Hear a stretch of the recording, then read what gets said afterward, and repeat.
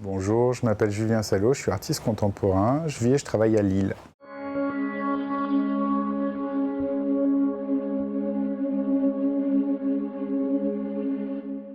Le sauvage pour moi déjà en fait c'est une question d'humain en fait. Parce que les animaux, j'ai pas l'impression vraiment qu'ils se la posent.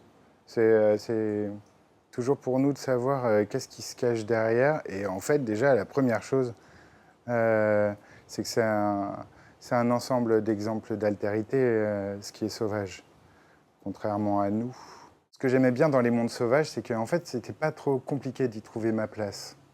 Euh, à savoir que quand tu te promènes dans une forêt, si tu sais marcher doucement, sans faire trop de bruit, mais tu peux croiser les animaux si tu essayes de les trouver, si tu apprends à connaître leur chemin, si tu t'intéresses à eux, en fait. Assez rapidement, tu peux rentrer dans leur ronde. Et moi, ce que j'ai très rapidement aimé dans les milieux sauvages, c'est ça en fait, c'est de réussir à m'intégrer à une communauté, alors sauvage en l'occurrence, mais avec beaucoup plus de facilité que j'arrivais à m'intégrer dans la communauté des humains, notamment en ayant grandi dans des banlieues un peu chaudes. Ça pouvait être un petit peu compliqué. Euh, L'autre donnée qu'il y a depuis longtemps, en fait depuis le début, parce que moi je suis né avec les débuts des problématiques environnementales. À l'époque, on ne parlait pas encore de réchauffement climatique ou de choses comme ça, mais par contre, on parlait beaucoup de la préservation des espèces. Enfin, la Convention de Washington, c'était 79, hein, je crois, c'était 2 ans après que je sois né. Me sentant à l'aise dans les territoires sauvages, je me suis très vite demandé de quelle manière je pourrais participer à les préserver. Euh, du coup, après, il y a toute une série d'études qui se sont produites, qui ont consisté en un glissement lent des sciences dures aux arts plastiques en passant par les sciences molles. Mais finalement, c'est avec l'art que j'ai trouvé le moyen d'aborder vraiment la question avec mes moyens. Parce que moi, j'ai pas une logique. Mon intelligence, elle n'est pas du tout logique. J'ai eu beau faire tout ce que je voulais, les mathématiques ou la physique, même la biologie, c'était trop compliqué pour moi. Euh, alors qu'avec l'art, d'une part, je pouvais travailler avec mes outils, notamment un imaginaire qui est quand même relativement développé depuis pas mal de temps. Et l'autre truc, c'est la partie ethnologie dans mon cursus universitaire. Je me suis beaucoup intéressé, notamment à étudier les Aztèques à la fac de Nanterre en ethnologie. Je me suis beaucoup intéressé aussi au peuple amazonien que j'ai pu rencontrer par la suite. L'avantage de ce qu'on appelle les peuples premiers, c'est qu'ils ont une écologie qui est à peu près propre, qui est quand même globalement propre. Les pygmées d'Amazonie, ils ont été propres pendant super longtemps. Les Amazoniens, pareil, il y en a encore plein qui le sont, mais vraiment, ils ont une écologie avec zéro dégâts, ou très très peu. Ou en tout cas, les dégâts qu'ils produisent, ils sont capables de les rattraper. Et du coup, en fait, au fur et à mesure que j'ai grandi et que j'ai cumulé toutes ces expériences, et au fur et à mesure, elles ont commencé à s'agglomérer, à se condenser, à s'hybrider, et puis ça a donné le travail que je développe depuis maintenant une petite dizaine d'années.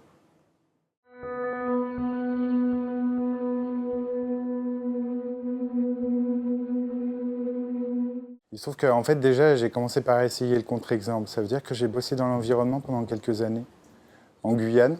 Euh, et en fait, je travaillais pour une association qui s'occupait d'évaluer l'impact des activités humaines sur la faune sauvage et la flore, du coup. On avait un espèce de protocole qui nous permettait en fait de compter les densités d'animaux selon les différentes zones, sur des pistes qui étaient ouvertes à la déforestation, qui étaient utilisées du coup par les chasseurs. Ça nous amenait à donner des conseils pour envisager l'ouverture des pistes forestières de manière à garder des corridors qui permettent à la faune de pouvoir continuer à remonter du sud de la Guyane dans les territoires peu occupés jusqu'au littoral. C'était très intéressant comme boulot. Mais alors déjà, moi, il y a deux choses qui m'ont un peu bloqué. Le premier, c'est que en fait, dès que je voyais un animal sauvage, en fait, je n'étais pas censé m'arrêter pour le regarder.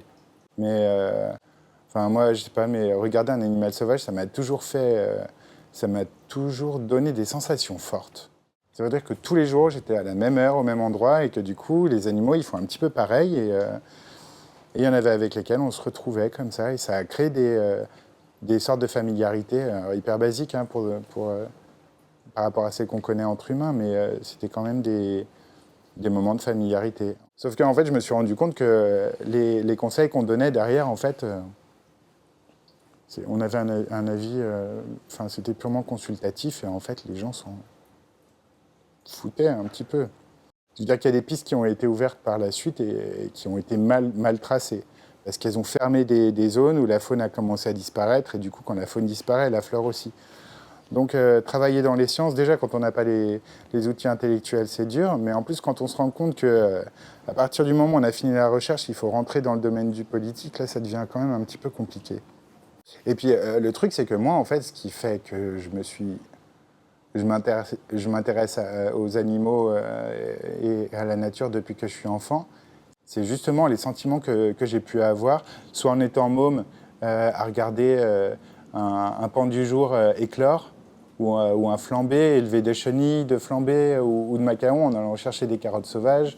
Un peu plus tard, c'était tomber sur un groupe de coatis ou de cochons-bois au milieu de la forêt guyanaise, ou de sauter par-dessus un tronc et derrière il y avait un jaguar et sa maman.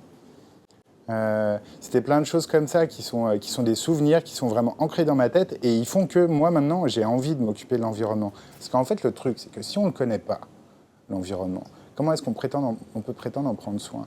Et puis de toute façon la base du soin c'est qu'on prend soin de ce qu'on aime. Alors après on n'est pas obligé de tout aimer, hein. Moi je ne vis pas dans un monde de bisounours, mais quand même, moi ce qui m'intéresse avec l'art c'est que je peux travailler sur les sentiments des gens. Alors après, si à l'issue de mon travail, ils détestent la nature, soit. Je ne suis pas là pour essayer de convaincre les gens. Mais ceux qui ont des rapports complètement plats, des sentiments tout plats, proches du zéro, bah, peut-être que je peux réussir à leur faire monter la jauge. Et c'est à partir de ce moment-là qu'on réussira à faire quelque chose. Parce que là, on est en l'état actuel de la situation. Ça n'avance pas. Du coup, moi, ce qui m'intéresse dans l'art, ouais, c'est le pouvoir du sentiment.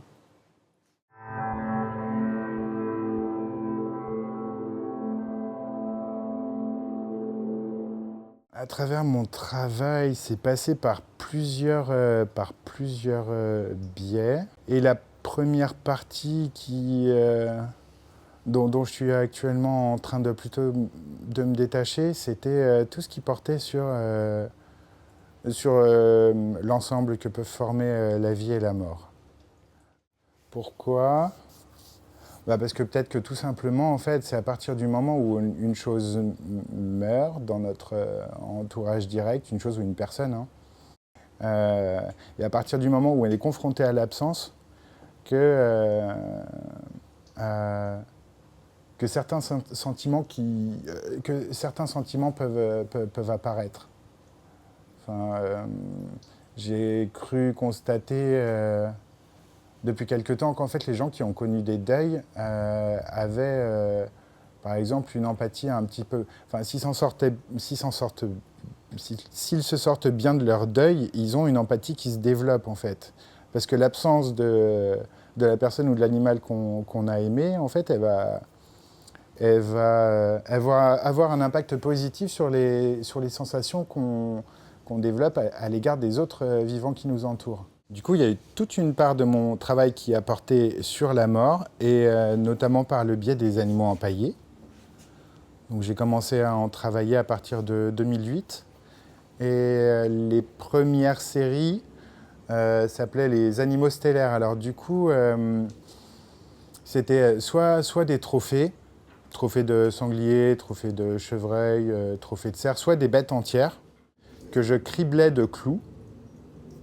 Et entre ces clous, en fait, je tendais des fils avec des perles enfilées dessus. Du coup, ça donnait comme une espèce de... tu vois les tableaux qu'il y avait dans les années 70 qui étaient faits avec des clous et des fils. Bon, c'était un petit peu ça, mais avec que du motif géométrique à la base et des fils couverts avec de la perle. C'était un travail en référence aux travaux d'une ethnoastronome qui s'appelle Chantal Jek-Volkiewicz et qui a travaillé beaucoup sur les grottes ornées, notamment celle de Lascaux. Elle avait notamment prouvé que l'emplacement des points principaux des animaux à l'intérieur de la grotte correspondait à l'emplacement exact des étoiles dans le ciel, mais pas n'importe quelles étoiles, celles qui constituent les constellations, qui permettent euh, de se repérer à la fois dans le temps et dans l'espace, en fait. Et d'après elle aussi, mais ça c'est encore plus controversé, le soleil rentrait dans cette grotte le jour du solstice d'été. Voilà. Donc du coup, moi j'aimais bien cette image parce que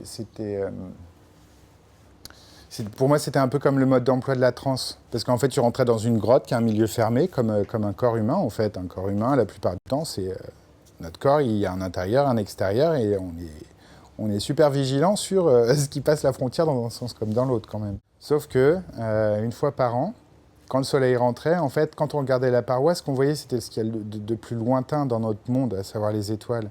Du coup, c'est comme si la paroi devenait transparente. Et moi, j'aimais bien ce truc-là parce que ça, ça renvoie un petit peu à ces choses que j'ai un peu approchées par le biais d'Amérindiens de Guyane qui m'ont aidé à enterrer mon jeune frère et à faire mon deuil. Eux, ils m'ont parlé un petit peu de la transe. Et ils la vivent, mais pas avec des plantes hallucinogènes comme au Pérou ou dans d'autres endroits du Brésil ou au Mexique où ils prennent du cactus. Enfin, non, eux, c'est avec le venin des animaux, les insectes ou même les raies de rivière. Et du coup, ils m'ont parlé un petit peu de ça. Moi, j'en avais entendu parler par le biais de mes cours d'ethno. J'ai pris ça un peu pour du folklore. Et finalement, en fait, je me suis tapé des petites transes, après des piqûres d'animaux. Et ça, en fait, ça a aussi modifié la façon, mon rapport au monde. Alors après, comment ça marche? Mais alors, mais je veux même pas le savoir. Parce qu'en fait, le principe de tout ce qui peut être magique, c'est que ça reste magique tant que tu le comprends pas. Dès que tu essayes de le découper, de le disséquer, c'est un peu comme l'histoire de la poule aux œufs d'or. En fait, si on tue la poule pour savoir comment elle pond les œufs, bah, elle arrête d'en pondre, et puis s'il n'y en a pas d'autres, bah, c'est foutu pour les œufs d'or. Alors, moi, en règle générale, dès qu'il y a quelque chose d'un peu magique qui se passe dans mon environnement, en fait, je ne sais pas de le piger. Mais par contre, quand ça a un impact, je le constate. Donc du coup, avec ces histoires d'animaux empaillés, avec des clous, donc du coup, la peau de la taxidermie, c'est un peu comme l'image de la grotte. Le clou, c'est un peu comme les étoiles. Ça veut dire que en fait, les étoiles, c'est comme la peinture qui permet à la paroi de devenir un peu transparente, en fait, poreuse. Et puis les perles, les fils tendus, c'est un peu comme ces systèmes qui consistent à relier les étoiles entre elles pour faire des constellations. Voilà, du coup, ça, c'était un premier ensemble d'œuvres qui avait aussi un impact assez intéressant parce que du coup, une taxidermie, en fait, je me suis longtemps demandé ce que c'était une taxidermie. Parce que moi, je l'ai kiffé. Parce que ça me rappelait toujours, enfin, tu vas dans n'importe quel musée d'histoire naturelle de France, si tu as des taxidermies pas trop mal faites, en fait, quand tu les vois, ça va te rappeler le souvenir de la bête que tu as vue. Je sais pas, tu vois une scène avec des grèbes huppées, des hérons cendrés et tout, et ça te rappelle un étang que tu as vu. Moi, par exemple, ça me rappelle des étangs que je pouvais voir dans l'Oise. Tu vois un chevreuil empaillé au milieu de la forêt, ben moi, ça me rappelle quand j'étais ado et que j'allais les photographier dans la forêt. Mais en même temps, en fait, il y a vraiment un truc chelou avec ses yeux de verre. Parce que on veut donner l'apparence du vivant à quelque chose qui est mort. Et ça, en fait, pour moi, c'est une espèce d'arnaque. Et je crois qu'elle a quelque chose à voir avec cette espèce de mauvaise foi qu'on cultive à l'égard de l'environnement. Parce que à l'heure actuelle, en fait, les problématiques environnementales, elles sont soulevées, mais en masse, par des scientifiques, par des penseurs, par des philosophes, par beaucoup de gens. Et en même temps, on a la population à côté qui... il y a une espèce de mauvaise foi, il y a un truc bizarre, une espèce de mensonge qui est collé quelque part et qui fait que ça empêche d'avancer. Et moi, j'ai l'impression que les taxidermies, il y a un peu cette affaire-là. Et du coup, là où c'était intéressant de travailler avec, notamment le fait de planter des clous dedans. Tu as une jolie biche. J'en ai une comme ça, une jolie biche qui regarde un peu sur le côté. Elle est super gracieuse et plutôt bien empaillée. Et quand les gens voient l'œuvre finie avec les clous et les perles, ils disent « Oh, la jolie petite biche avec sa couronne de perles, mais c'est magnifique !» Alors du coup, ils aiment bien.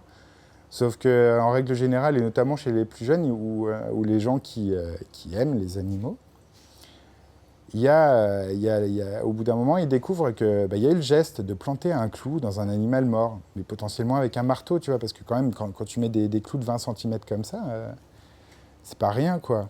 Et là, d'un coup, il y a une espèce de truc entre attraction et répulsion qui fonctionne sur les gens. Et en fait, moi, j'aime bien ces travaux-là. Pourquoi j'aime bien? Parce que du coup, entre le côté où ils ressentent de la répulsion et le côté où ils ressentent de l'attraction, en fait, il y a tout un spectre dans lequel eux, ils vont pouvoir se positionner dans leurs émotions. Et moi, je trouve que c'est important de réouvrir le champ des possibles dans les sentiments et même dans plein de choses, quoi. Parce que si on a une vision trop étriquée des choses, en fait, on loupe plein des autres chemins qui peuvent être envisagés tout simplement parce qu'on ne les a pas vus.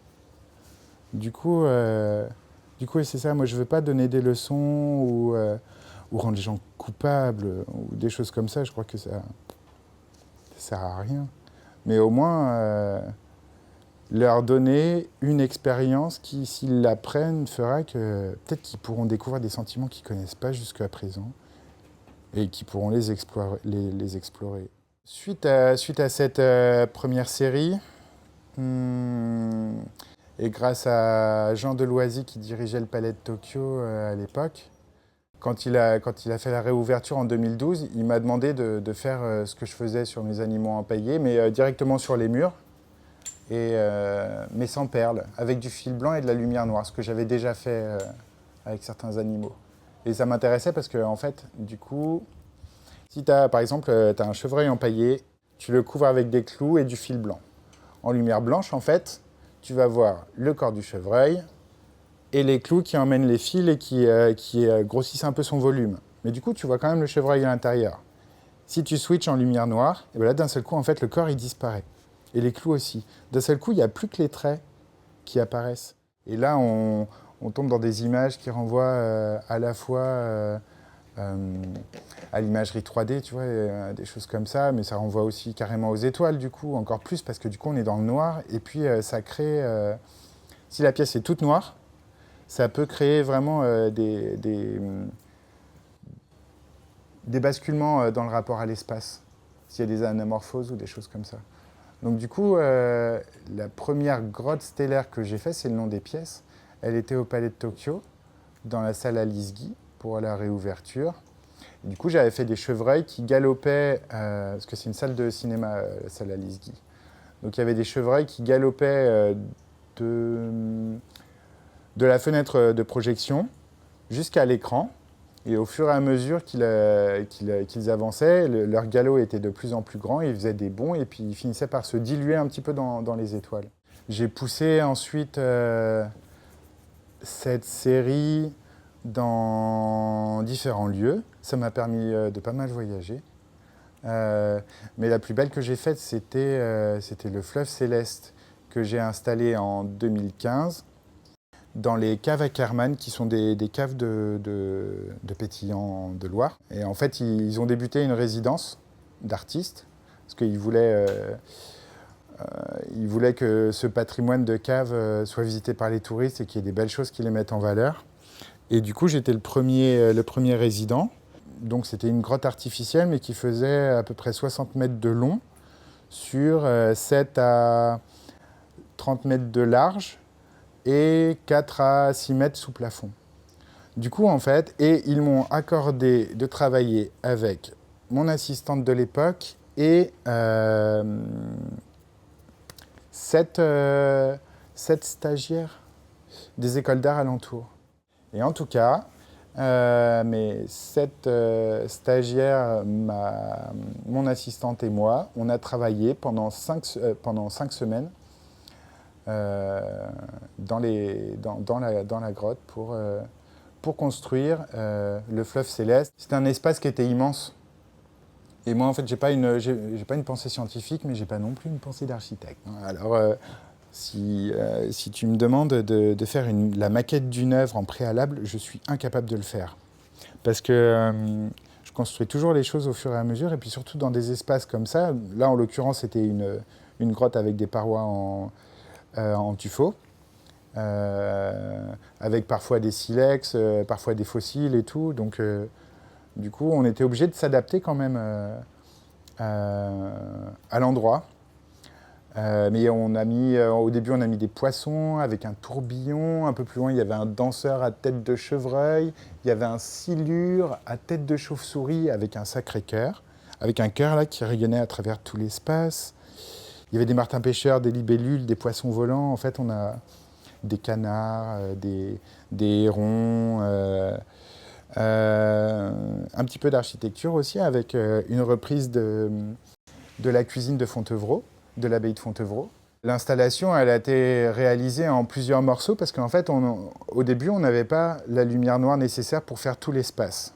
Donc en fait, on était dans cette espèce de grand tuyau là, et puis on travaillait 10 mètres par 10 mètres. Sauf que quand tu travailles comme ça sur des petits espaces et que tu as le noir à gauche, à droite et en haut, en fait, si tu veux que ce soit péchu visuellement, il faut envoyer un petit peu de bois quand même, parce que tu as tout le noir autour. Et puis à la fin, en fait, quand ça a été allumé, que tout était illuminé en même temps, on s'est rendu compte que la pièce, elle était... En fait, on a cru qu'il y avait quelqu'un qui était venu derrière nous pour finir le taf, quoi. Moi, je ne m'attendais pas à ce à quoi ça ressemblait à la fin. En fait, la pièce, elle nous a un peu tous dépassés. Et moi, le premier. Peut-être aussi à cause du fait qu'on ait manqué de lumière. Parce qu'on a fait l'installation au printemps, ce qui fait qu'en fait, on voyait la lumière du jour que de midi à 13h. Et je sais pas si tu as déjà essayé, mais vivre sans lumière, en fait, ça a vraiment des conséquences sur le caractère. Pas qu'un peu. Mais en tout cas, cette pièce-là, je sais qu'il y a des gens qui m'en ont parlé en me disant que c'était un petit peu comme une... Ouais, si, il y a une journaliste qui m'avait dit que pour elle, c'était un peu comme une... Il y avait quelque chose de sacré comme une chapelle ou quelque chose comme ça. La pièce, elle est restée 3 années en place. Et elle a eu un succès fou. Les gens, ils venaient, ils revenaient pour la revoir. Et je pense qu'elle a eu un impact positif. Après, quand tu es artiste, en fait, l'histoire, c'est que tu ne peux pas passer ta vie à écouter ce que les gens disent des œuvres d'art qui sont exposées. Parce que moi, je commence à bien travailler. Du coup, j'ai des œuvres qui peuvent être exposées à différents endroits en même temps. Pour moi, c'est impossible de faire un suivi sur ce que pensent les gens du boulot. Mais je reste convaincu, ne serait-ce que par les sentiments que j'ai pu voir dans ceux qui l'ont vu. J'ai vu des gens avec des larmes dans les yeux quand même. Quand tu es artiste contemporain et que tu as des gens qui ont des larmes d'émotion dans les yeux, eh ben, enfin, en tout cas, moi, je me dis que j'ai fait mon taf.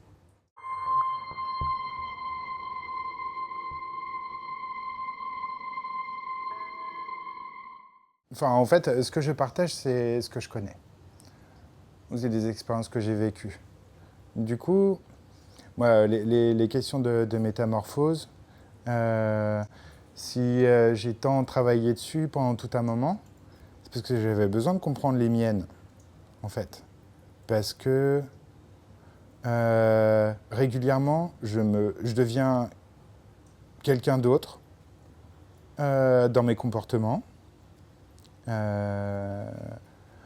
Parfois même dans le ressenti que j'ai de mon propre corps ou dans la façon de l'habiter.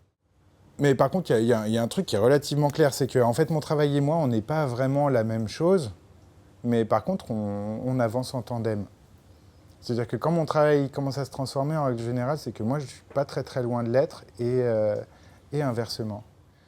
Donc du coup, moi, les transformations que j'ai connues, enfin, il y en a une grosse notamment, c'était suite à un deuil, du coup. Celui de mon petit frère qui a été enterré avec l'aide des Indiens Wayana de Guyane. où avant, j'étais élevé par une famille athée, j'ai pas été baptisé, je suis pas allé au catéchisme. Du coup, ouais, j'ai appris bien après l'histoire de la religion qui est un petit peu quand même dans mes racines, puisque mes grands-parents étaient tous catholiques, donc c'est quand même bien aussi de savoir d'où on vient. Mais initialement, en fait, j'avais pas de de religion, j'avais pas vraiment de foi non plus. L'avantage d'avoir été brièvement initié, on va dire, hein, par les Amérindiens au chamanisme, euh, c'est que ça m'a donné une certaine, ça m'a collé une certaine forme de foi, en fait. Mais finalement, j'aime bien ça. Et c'est Elisabeth de Fontenay qui dit de la foi il faut pas oublier sa capacité à fournir du donné.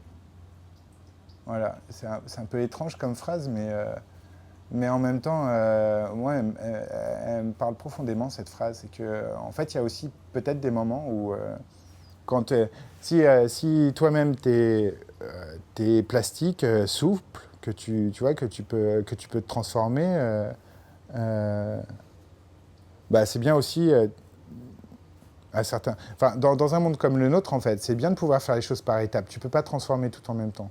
Moi, j'ai essayé il y a pas longtemps, j'ai arrêté parce que si tu changes tout en même temps, en fait, d'un seul coup, tu n'as plus le rapport à tout notre mode de vie, il peut exploser. Et du coup, ça donne des situations où finalement, ce qui pourrait être propice au changement qui est nécessaire donne lieu à des situations qui peuvent être dangereuses sur des plans soit purement matériels, soit. Enfin, ça peut être des questions hyper basiques aussi. Euh, du coup, euh, voilà, déjà, mon rapport à les métamorphoses, c'est un peu ça déjà. Euh, et après, pourquoi est-ce que... Enfin, comment j'essaye de le partager avec les autres? Alors, il y a des choses qui ont fonctionné avec moi. Et puis ensuite, il y a mes études en ethno qui m'ont donné quand même quelques clés pour comprendre comment les choses pouvaient se passer. Et puis on a quand même, aujourd'hui encore, même s'ils sont de moins en moins nombreux, on a quand même des peuples qui ont un rapport euh, à la terre et au sauvage qui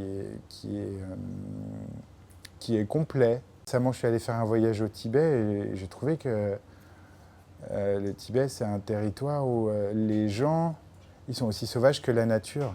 Parce qu'en fait, ils n'ont jamais voulu que les ressources soient exploitées. Donc, enfin, bon, du coup, maintenant, les Chinois, ils exploitent à fond, mais tu fais 50 km sur le territoire et en fait, tu vas rencontrer des tas de paysages différents, des dunes, des montagnes de granit, des montagnes avec une autre roche, des vallées. Avec une rivière qui coule. Mais on a ça aussi dans certains endroits, mais nous, en fait, le territoire, on l'a rendu assez homogène, en fait. On a asséché les marais, on a fait plein de choses, quand même, sur notre territoire en Europe. Euh, alors que, ouais, voilà, il y a des endroits comme ça, où la nature est encore à peu près complète, euh, et où les gens euh, sont encore à peu près sauvages. Mais encore. Donc, je crois qu'une de mes pires angoisses, c'est d'imaginer qu'ils finissent par tous disparaître. Enfin, nous, ce qu'on est en train de faire, c'est qu'on est en train de transformer toute la nature en humanité. Mais du coup, la diversité de la nature, elle est censée quand même se réexprimer à travers notre propre humanité à nous, tous. On est tous sur des territoires différents. Du coup, on a tous des rapports au territoire qui sont différents, à la faune, à la flore. Euh, et pour moi, ces peuples-là, ils sont importants parce que c'est les gardiens de ça, en fait, de cette espèce de diversité, euh, qui s'oppose un peu au truc hyper homogène que nous, on pratique et qu'on essaye de répandre. Enfin, par exemple, tous les peuples amazoniens, c'était des grands guerriers. Enfin, ils voulaient choper une meuf dans le village d'à côté, ils y allaient avec le casse-tête, ils pétaient la tête à tout le monde et ils chopaient la meuf, ils la violaient. Puis une fois qu'elle a porté le deuxième enfant, puis qu'elle avait le syndrome de Stockholm, elle était intégrée dans la communauté. Au Mexique, c'est pareil, c'est un pays qui m'intéresse beaucoup en ce moment, j'essaie d'y aller le plus souvent possible. Bon, bah, les Aztèques, quand même, c'était pas des enfants de cœur, enfin, ils faisaient un peu flipper, hein. Et même les Mexicains contemporains, enfin, entre les narcos et la police corrompue, et c'est quand même pas un pays où, euh, où on est en sécurité, mais en même temps, moi, c'est pas forcément ce qui m'intéresse. Pourquoi? Parce que du coup, qu'est-ce qu'ils ont de sauvage, eux, pour moi? En fait, si on compare les sentiments,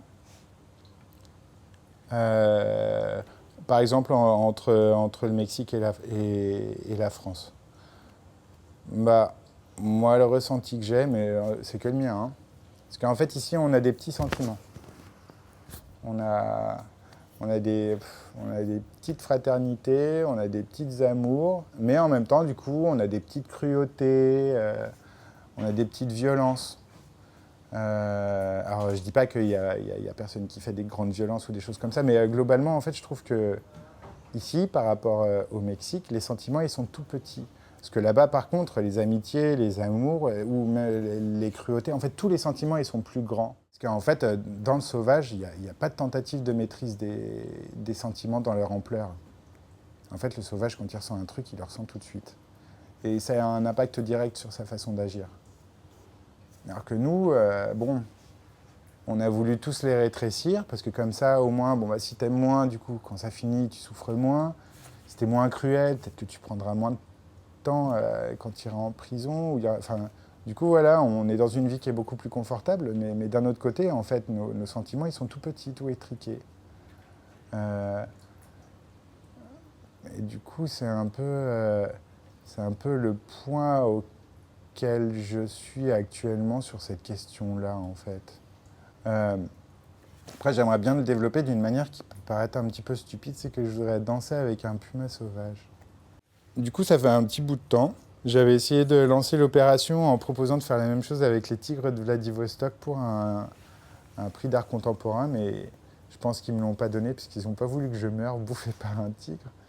Mais j'aime bien les félins parce que les félins, ils ont cette espèce de truc ils ressentent un truc et tout de suite, ce sentiment, il va déboucher sur un comportement. Et ils peuvent changer de sentiment super rapidement. Hum. Et du coup, moi, je pense que les gros félins sont un petit peu comme les petits félins et que nos chats, ils ont gardé ce truc-là du sauvage, de passer d'un sentiment à son extrême opposé tout naturellement. Et c'est pour ça que j'aimerais bien réussir à danser avec. Hum, Parce que je me dis que ça me permettra d'en apprendre un petit peu plus sur... Parce que les sentiments des humains, après, au bout d'un moment, tu commences à en avoir fait le tour, mais quand tu es bloqué, où est-ce que tu vas chercher la suite? Et c'est pour ça que les animaux, ils sont intéressants aussi. C'est parce que eux, en fait, ils peuvent nous proposer des alternatives. C'est un peu comme les autres humains sauvages, en fait. Tout ce qui vit, c'est une potentialité de développement de la vie dans un sens que les autres ne proposent pas. Du coup, et puis nous, on veut tout faire sur une seule voie, là, comme ça. Parce que le jour où on va se planter dans le mur, ça va être ça va être un peu la grosse misère. Il faut se garder les, les- les alternatives, les autres possibles, même si, même s'ils nous sont un peu étrangers à la base. Le chamanisme, moi, c'est un système qui m'intéresse beaucoup et qui me convient bien. Je m'en suis construit une forme. En plus, les ethnologues ils disent qu'il y a autant de formes de chamanisme que de pratiques du chamanisme. En fait, c'est un truc qui est hyper souple et toujours ancré dans son environnement direct, ou on dirait local aujourd'hui. Seulement, l'autre donnée qui est quand même assez importante dans le chamanisme, c'est qu'en fait, c'est totalement culturel. Ça veut dire que ça repose sur un ensemble de légendes, de pratiques rituelles, de tabous alimentaires ou autres.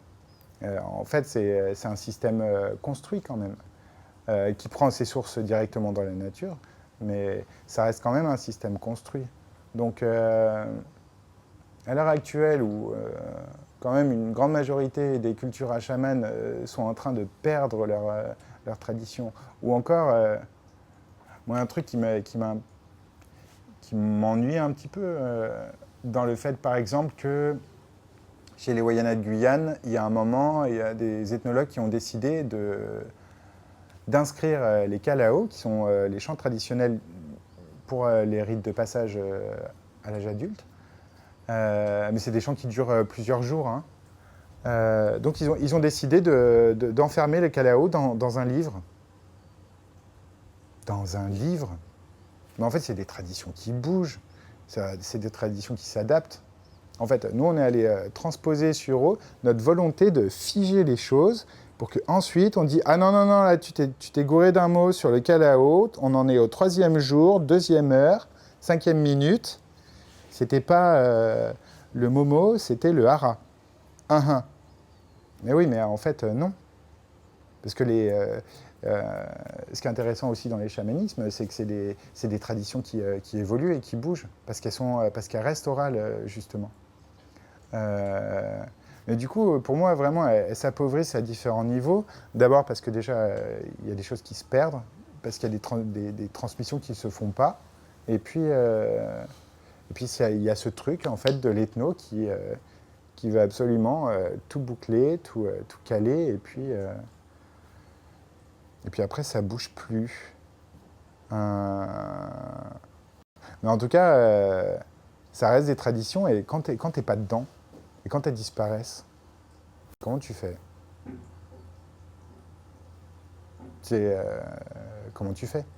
Enfin, moi, j'ai été brièvement initié par des Amérindiens, mais pour autant, je peux pas dire que je fais partie d'une tradition chamanique, parce que j'y connais que chi, en fait. Je connais quelques tabous, je me suis rasé la tête quand mon frère est mort, il y a des trucs que j'ai pas mangés pendant la première année, et puis je sais pas pourquoi, je connais pas les légendes en conséquence, parce que mes amis sont pas hyper francophones non plus. C'est pour ça que, ouais, effectivement, avoir un projet comme de danser avec un puma sauvage, ça peut paraître un petit peu quelque chose qui soit de l'ordre du combat de coq ou d'un gars qui veut se la péter à dominer ou à maîtriser le sauvage.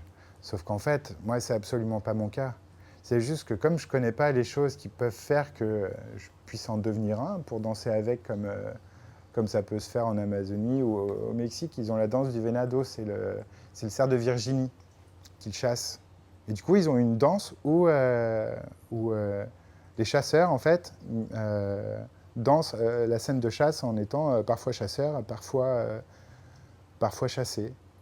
C'est vrai que c'est super intéressant, mais eux, ils font ça dans une culture qui permet la libération de l'imaginaire nécessaire à réaliser ce genre de choses dans une certaine ampleur. Alors que nous, je sais pas, mais tu prends quelqu'un dans la rue et tu lui demandes de danser comme un cerf, il va te rire au nez, non? Moi, je suppose. Ouais, penser que tu te fous de sa gueule. Alors que ça serait tellement beau de danser naturellement comme un cerf. Sauf que, enfin voilà, du coup, moi, je suis pas d'une tradition chamanique. Du coup, j'ai envie de retourner à la source. C'est-à-dire le moment où en fait, enfin, le puma, c'est comme un autre, mais un autre qui serait pas humain. Et puis, le but du jeu, c'est de réussir à évacuer tout ce qui pourrait être réaction négative, soit pour l'un, soit pour l'autre. Je veux dire, j'ai pas envie de me faire bouffer par un puma, c'est vraiment pas mon but. Moi, je voudrais juste réussir à prouver qu'il est capable, qu'il est possible d'avoir des rapports sains avec des animaux sauvages, même s'ils ont la capacité de nous bouffer tout cru. Tout comme aujourd'hui, il y a des gens qui s'amusent à... Je ne sais pas ce que ça vaut, hein, mais qui vont nager avec des grands requins blancs. Mais moi, je ne cherche pas la performance ou le truc qui va faire que je vais passer pour un super mec. Moi, je m'en fous. Je veux juste prouver que ça peut être possible d'avoir des rapports cordiaux avec un animal sauvage, en fait. Pour moi, en fait, ce serait un peu l'étape d'après, quoi. Parce que ça changerait la donne. T'imagines que tu peux danser avec un puma, peut-être que les pumas, on les verra autrement.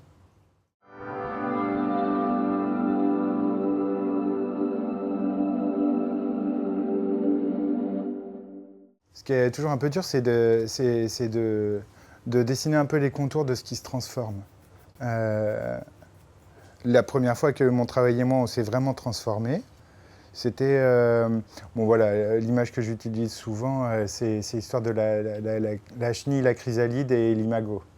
Ouais, c'est que bon, la chenille, elle consomme son environnement afin de pouvoir se transformer en chrysalide. Dans la chrysalide, il y a cette espèce de mystère qui est la métamorphose, qui fait que l'individu non mature sexuellement devient mature sexuellement. Mais moi, ce que j'aime bien aussi chez les papillons, enfin surtout les papillons diurnes du coup, c'est qu'une fois qu'ils sont adultes, ils se nourrissent du pollen des fleurs et en fait, ce faisant, ils participent à la reproduction des espèces qu'ils ont consommées dans leur phase larvaire.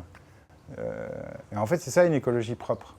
Mais une fois que la transformation s'est faite, bah, du coup, j'ai commencé à, à équilibrer un petit peu mon écologie. Et puis, il y avait cette forme de maturation que je ne saurais pas super bien expliquer pour l'instant, mais au moins, elle a pris forme dans le fait que je m'engage dans une pratique artistique, c'est ce qui manifestement était une bonne idée, puisque jusqu'au moment où j'ai commencé, toutes mes tentatives professionnelles étaient des gros échecs. Et à partir du moment où je me suis lancé dans la pratique artistique, alors là, ça a coulé, mais alors comme l'eau de la rivière. Et à partir du moment où j'ai commencé à devenir artiste, par contre, j'ai essayé la voie traditionnelle. C'est-à-dire que tu rentres dans une galerie, que tu participes au marché de l'art, tu crées des expositions en répondant à des commandes pour des musées publics, des fondations privées, etc., etc. C'était vraiment génial parce que j'ai appris énormément de choses. Sauf que la problématique environnementale, alors déjà, mon alimentation s'est transformée, mon rapport aux autres s'est transformé, la façon dont mon rapport à l'espace s'est transformé aussi. J'ai de plus en plus de mal à vivre en intérieur, par exemple. Et ces derniers temps, je me suis rendu compte que si j'avais pas un minimum de faune sauvage autour de moi, en fait, ma vie, elle n'était pas complète. Sauf qu'aujourd'hui, c'est en train de devenir un luxe, une vraie faune sauvage, en fait. Pas facile de trouver un endroit où il y a un environnement complet aujourd'hui. Même en Guyane, où j'ai travaillé dans la forêt pendant 3 ans, au début des années 2000, j'y suis retourné en 2017, il y a des zones, en fait, il n'y a plus rien dessus. C'est bien gentil de parler d'écologie, mais comment est-ce que moi je peux dormir correctement si je parle d'écologie et qu'à côté de ça, j'utilise des dérivés du pétrole, que ce soit la mousse polyuréthane, les peintures acryliques, les vernis, les cols. Si je peux me permettre de donner mon ressenti sur le marché de l'art, en fait, les gens qui achètent des œuvres d'art, ils veulent des œuvres qui soient pérennes, qui durent dans le temps. Sauf que moi, en fait, je fais des choses qui ressemblent à la nature. Ça veut dire que mes œuvres, elles sont fragiles. Parce que je trouve que la fragilité, elle a vraiment des qualités esthétiques. Et quand même, beaucoup sont aussi périssables. Parce que quand tu travailles avec de la peau, ou même encore pire, avec des plumes, si tu veux conserver une œuvre en plume, il faut que tu balances des pesticides qui sont même dangereux pour les humains, en fait. Donc j'ai décidé de tourner mon travail vers des techniques plus propres. Et j'essaye maintenant aussi, comme le tissage, la céramique, la fonte de métal. C'est quand même... bon, c'est pas, la fonte du plomb, c'est pas forcément beaucoup plus propre que d'utiliser des résidus de pétrole. Mais Mais la fonte du métal, Enfin, le métal, c'est naturel. Le pétrole aussi, mais pas quand c'est transformé, quoi. Donc ça, c'est le premier point au niveau de la matière utilisée. Un autre point, c'est comment est-ce que j'inscris ma pratique dans quelque chose qui pourrait ressembler à du développement durable. Bon, bah, déjà, du coup, moi, plutôt que de faire voyager, tout le monde voyage. Et le voyage des humains, je ne sais pas comment est-ce qu'on va réussir à gérer cette question-là, notamment les transports en avion et tout. Comment est-ce que tu veux faire autrement? Pour l'instant, il n'y a pas trop de solutions, mais les œuvres d'art, elles voyagent, elles passent leur temps à voyager d'un lieu d'exposition à un autre. Et après, elles retournent au stockage en galerie. Et après, elles repartent à un autre endroit, etc., etc. Et elles s'abîment à chaque montage, à chaque démontage. Moi, maintenant, ce que j'ai envie de faire, en fait, c'est de poser mes pièces dans un endroit où les gens continueront à se déplacer, puisqu'ils le font. Par contre, mes pièces, j'ai plus envie qu'elles bougent. Parce que leur transport et tout, c'est pas super propre. Et donc ça, c'est sur, sur les voyages et les transports. Et l'autre chose, c'est que j'aimerais bien réussir à développer le caractère, un caractère plus sacré dans mon travail, en fait. Mais ça, c'est tout récent. Je ne sais pas encore comment je vais réussir à amplifier cette chose-là, mais comme j'ai l'impression que, en tout cas, quand les gens me parlent par exemple du fleuve céleste que j'ai fait et dont je vous ai parlé tout à l'heure là, et qui me disent que c'est une pièce qui a un caractère sacré, ce que je remarque en même temps, c'est que c'est celle qui a l'air d'avoir eu le plus d'impact. Donc du coup, moi, c'est ça que j'ai envie de développer. Mais ça va peut-être impliquer que j'accepte... Enfin non, ça implique déjà en fait que j'accepte de laisser des choses de mon travail qu'il y avait avant et que je le laisse se transformer pour qu'il puisse prendre en force et du coup potentiellement être plus efficace. Même, enfin, je sais pas si l'efficacité ça doit être une recherche, mais là en l'occurrence j'ai pas d'autres mots pour parler de ça. En fait, depuis que j'ai travaillé pour le Palais de Tokyo à ma première grosse installation, j'ai pris l'habitude de travailler avec d'autres personnes, souvent des étudiants en art, qui m'aidaient à construire mes grosses sculptures ou mes installations. Et j'ai pu me rendre compte, en voyant les années passées, que ces travaux collaboratifs avaient eu des impacts positifs pour certains d'entre eux, parce qu'il y en a qui ont commencé à devenir des bons artistes, qui font du bon travail derrière. Et comme pour moi, je dis pas qu'il faut... Enfin, c'est bien qu'il y ait un équilibre, mais il faut, même si le statut est merdique et que c'est un boulot un peu à la con, il faut qu'on ait encore des artistes pour soulever des questions avec l'innocence de l'imaginaire et pas le poids de la raison. Et puis, l'année dernière, j'ai commencé aussi à travailler avec cette fois-ci avec des bénévoles ou des volontaires, qui étaient souvent les réseaux de commanditaires, comme par exemple l'abbaye de Fontevraud qui m'a demandé de faire une installation. Je lui ai dit il me faut du monde. Ils m'ont dit d'accord, on va te mettre en contact avec nos bénévoles. Et alors, en fait, du coup, le bénévolat, moi je trouve que c'est quand même quelque chose qui est hyper fort. Du coup, dans le dernier projet que j'ai monté à Lille et qui est encore en cours, j'ai proposé à mes partenaires de partir sur la base du volontariat pour réaliser la totalité des nouvelles pièces qui seraient présentées. Et du coup, il y en a quand même un sacré paquet. Il y a un arbre en papier mâché qui fait 6 mètres 30 de haut, il y a un truc en laine collée qui fait 30 mètres carrés, il y a plein de sculptures, il y a des céramiques, il y a des tas de choses. Et ça nous a demandé 6 mois de travail. Et en fait, j'ai fini. À la fin, en fait, il y avait 187 personnes qui avaient participé volontairement. Moi, je les ai appelés les volontaires. Pourquoi? Parce que, en fait, ce que j'ai beaucoup apprécié chez eux, c'est qu'ils venaient à la fréquence qu'ils voulaient. Hein. Ils étaient vraiment libres. Il y en a qui sont venus une fois, ils n'ont pas eu envie de revenir. C'est pas grave. Il y en a qui sont venus tous les jours pendant 6 mois. En même temps, ce dont j'étais sûr, c'est qu'à chaque fois qu'ils venaient, en fait, c'est qu'ils avaient envie de faire quelque chose.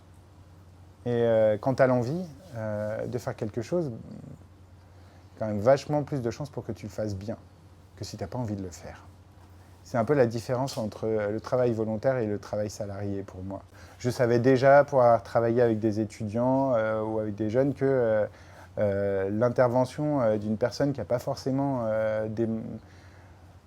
qui n'a pas forcément l'étiquette d'artiste, ça ne va pas avoir d'impact négatif sur la qualité de l'œuvre en fait. N'importe qui peut faire une œuvre d'art en fait. Déjà ça, je trouve que c'est hyper beau comme idée. Ce serait bien qu'on le démocratise un petit peu parce que tout le monde peut en faire. Bon, après, il y a des gens qui ont des goûts plus ou moins discutables. Les gens de mon équipe, ils m'ont dit que j'avais fait le travail d'un chef d'orchestre. Que moi, je n'étais pas censé être le chef. Ouais, c'était organisation horizontale. On n'avait pas le droit, enfin on évitait, j'ai fait tout ce que je pouvais et ça ne s'est pas produit pour qu'on évite des sujets qui pour moi font partie de l'intimité comme la politique. Les questions de la, enfin voilà, orientation politique, orientation sexuelle, foi, toutes ces choses-là en fait c'était vraiment, on rentrait dans l'atelier, c'était, on n'a pas besoin.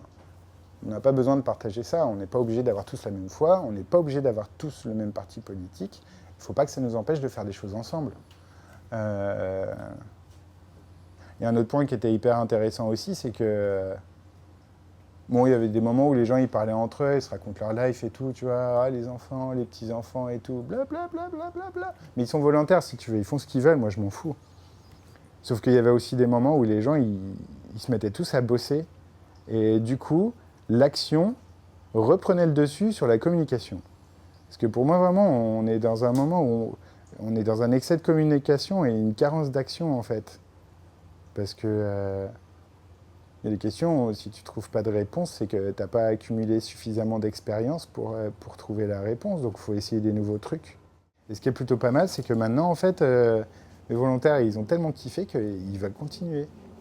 Du coup, on essaye de trouver un endroit où on va pouvoir essayer de développer des objets qui, à la fois, aient un impact écologique positif et une belle esthétique. Alors, ça va peut-être commencer par de la vaisselle. Alors, on va peut-être faire juste des bêtes assiettes. Mais il faut commencer par quelque chose. Et puis, peut-être qu'à partir du moment où on aura commencé à sortir des bêtes d'assiettes, eh ben, on pourra se poser la question du transport, par exemple, ou d'autres choses.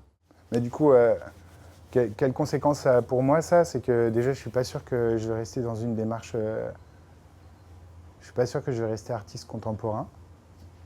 C'est pas impossible que je me détourne un petit peu plus vers une pratique d'artisanat, d'art. J'ai envie d'avoir un travail propre aussi. Un travail qui touche plus au... Tu vois, comme les... C'est en ethno que j'avais vu ça, le caractère sacré des objets chez les peuples d'Amazonie, ou encore les plus gros exemples, et on en a plein les musées, les objets rituels à travers toute l'Afrique. Parce qu'en fait, l'objet, il a une naissance, il a une mort, et puis en fait, la façon dont il est décoré, tous les symboles qui le recouvrent, ça lui donne une dimension qui fait de lui quelque chose de vivant. C'est un peu ça que j'aimerais toucher, parce que c'est un peu comme l'idée de danser avec un animal sauvage. Parce que si tu réussis à redonner une dimension vivante à un objet, à l'époque où notre rapport a été largement transformé par toutes les nouvelles technologies, enfin, maintenant tu as un téléphone, il est foutu, tu le jettes, puis tu reprends le même, tu mets ton identifiant, ton mot de passe, et en fait, il devient exactement comme celui qui était avant. En fait, c'est des copies, mais c'est des... Il y a rien, enfin, il y a rien de vivant là-dedans, en fait. C'est de la consommation pure. Et si on réapprenait à respecter un peu les objets aussi. Parce que c'est pareil, bon, on peut pas, pour le sauvage, on peut parler des animaux, on peut parler des végétaux, mais enfin, il y a plein de peuples, t'en as cité hein, tout à l'heure, mais chez les Indiens de Guyane, c'est pareil en fait. Eux, ils ont eu des rapports sexuels avec tout ce qui fait nature. Ils ont des ancêtres qu'on couchait avec la rivière, qu'on couchait avec les arbres, qu'on couchait avec la montagne, avec les oiseaux, avec tout. Et du coup, tout est un petit peu vivant. Mais si tu pars du principe, par exemple, que, enfin, je sais pas, on prend une pierre et on considère que sa vie, elle va durer plusieurs millions d'années et que, bah, en fait, oui, voilà, si tu changes l'échelle du temps, une pierre, elle peut être vivante. Elle peut naître de fusion ou de pression à je ne sais pas trop quelle altitude sous terre et puis elle va ressortir dans une montagne et elle va se fragmenter, elle va devenir du sable ou participer à la formation de l'argile ou des trucs comme ça. Mais en fait, tout peut être vivant, c'est qu'une question de point de vue, une question d'approche. Et les paysages aussi.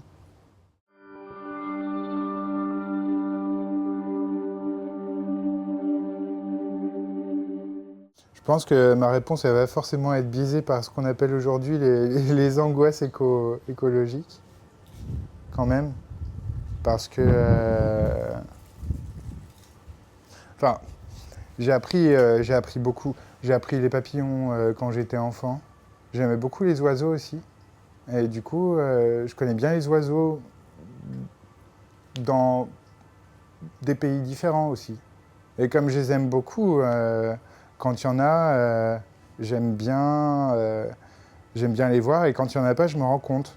Par exemple, je me rends compte en ce moment que dans l'appartement où je vis à Lille, bah, j'entends pas les martinets. Tu vois, alors que j'ai pas vécu toute ma vie en France non plus, mais je connaissais pas d'endroit où on n'entendait pas les martinets. À partir du moment où les beaux jours arrivent, tu as toujours cette espèce de petit cri strident là, qui est... Puis ça vole et puis ça rigole en l'air. Pourtant, il y en a à Lille. Parce que vendredi soir, j'en ai entendu chez un ami qui vit plus au nord. Mais moi, j'ai pas de martinet. Et par contre, ce qui est clair aussi, c'est que par rapport à quand j'étais enfant, il y a beaucoup moins de papillons. Même des classiques, hein, comme le pan du jour, la petite tortue, le vulcain. Aujourd'hui, quand j'en vois un, je me dis « Ah ouais, il y en a un !» Mais en même temps, j'ai une espèce d'angoisse qui me dit « Mais pourquoi est-ce que j'en ai pas déjà vu 30 cette année, quoi ? Pourquoi est-ce qu'il n'y a pas des orties Pourquoi on leur plante pas juste les plantes qu'il leur faut pour les nourrir ? Pourquoi est-ce qu'on continue à mettre plein de trucs d'ornement Pourquoi on ne s'occupe pas des espèces invasives qui sont un véritable fléau ? Le sauvage, il est... Enfin, en tout cas pour moi, en Europe, la terre, elle est déjà subclaquante. Parce que ça fait trop longtemps, en fait, qu'on lui prend tout sans rien lui rendre. Même nos excréments. Comment est-ce qu'on peut prétendre encore... Enfin, je veux dire, les animaux, ils rendent tout à la nature. Nous, on chie, on pisse dans la flotte quand même. Hein. On renvoie tout dans l'eau.